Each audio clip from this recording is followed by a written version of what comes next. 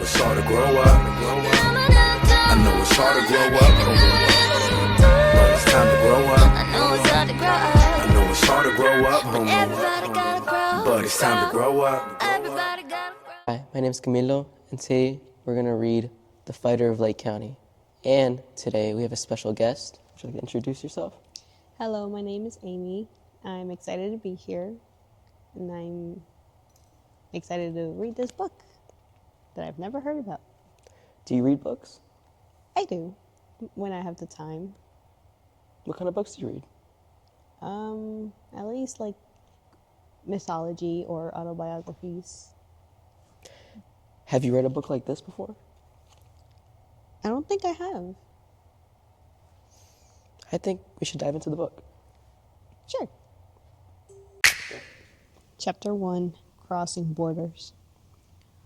Juan Ramirez clung to his mother's hand as they made their way through the dark, treacherous terrain. The journey was long and fraught with danger, but Rosa was determined to give her son a chance at a better life.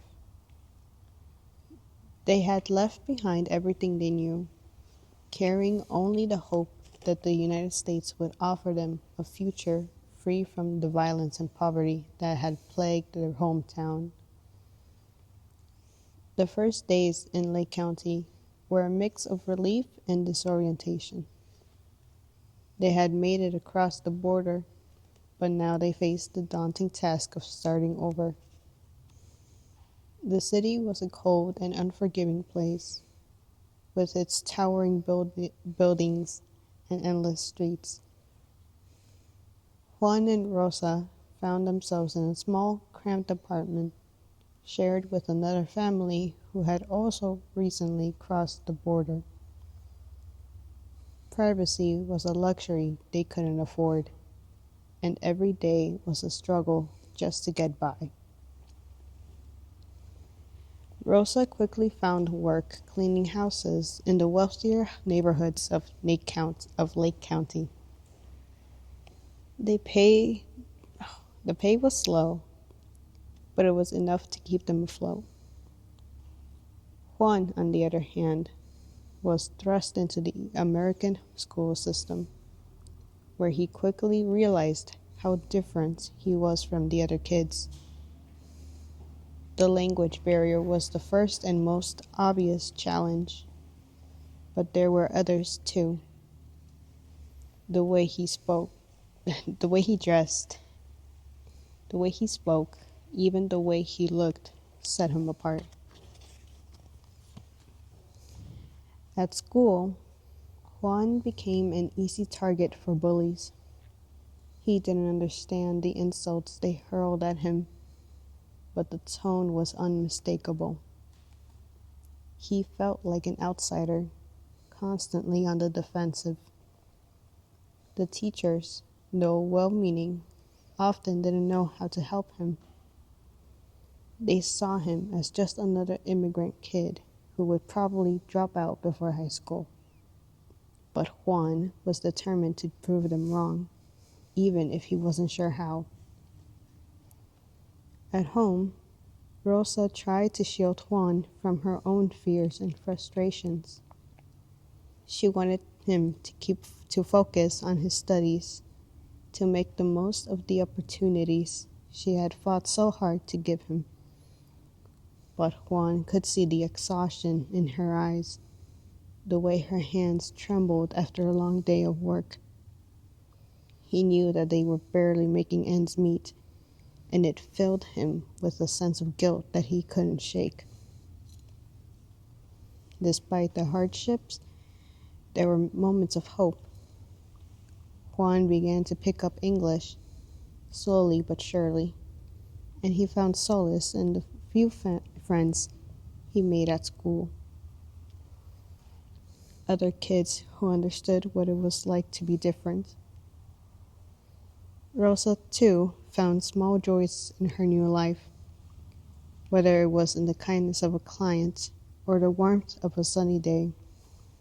They both knew that their journey was far from over, but they were determined to keep moving forward, no matter what. Wow. I feel really bad for Rosa. Honestly, she's exhausted, and she has like to work with clients who can just be rude to her. Like she works in houses, right? She helps Yeah. clean, and the pay's low. Like I'd be exhausted too, honestly. And I feel bad for Juan. He's being, bullied. He doesn't understand English. Like, wow. It was a harsh reality for him, for both of them.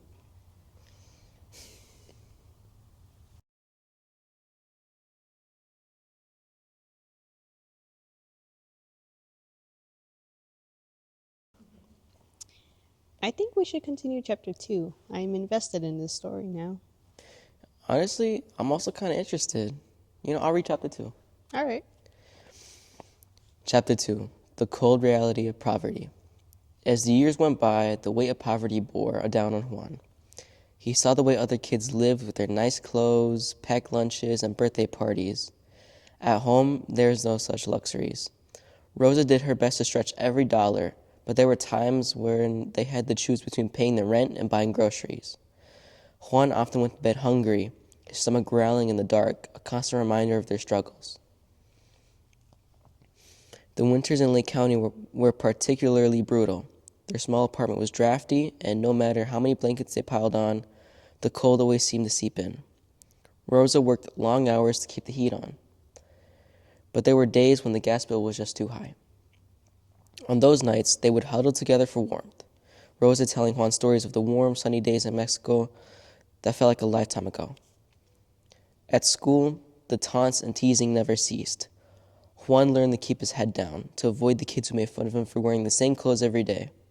He became quiet, withdrawn, and angry. The anger was like a fire inside him, burning hotter with each passing day. He didn't understand why life was so unfair, why his mother had to work so hard for so little, and why he was always the one who had to go without. Juan's anger often spilled into schoolwork. He found it hard to concentrate in class. His mind constantly drifting to thoughts of how they would make it through the next month. His grades began to slip, and his teachers grew increasingly frustrated with the lack of his focus. But each of the offering helped they labeled him as a troublemaker, a kid who was more interested in fighting than in learning. Despite the hardships, Juan held on to his mother's words, "We came here for a better life, mijo. Don't ever forget that."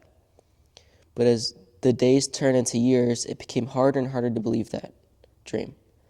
The better life Rosa had promised seemed further away than ever, and Juan began to wonder if it was even possible. He felt trapped in a cycle of poverty that he couldn't break, no matter how hard he tried. Yet amidst the struggle, there were glimmers of hope. Juan found solace in small victories, a good grade on a test, a kind word from a teacher, or a day when Rosa came home with enough money to buy a little something extra for dinner. These moments were rare, but they reminded Juan that there was still something worth fighting for. Even in the darkest times, he refused to give up, clinging to the belief that one day things would get better. Wow. I thought that was cool.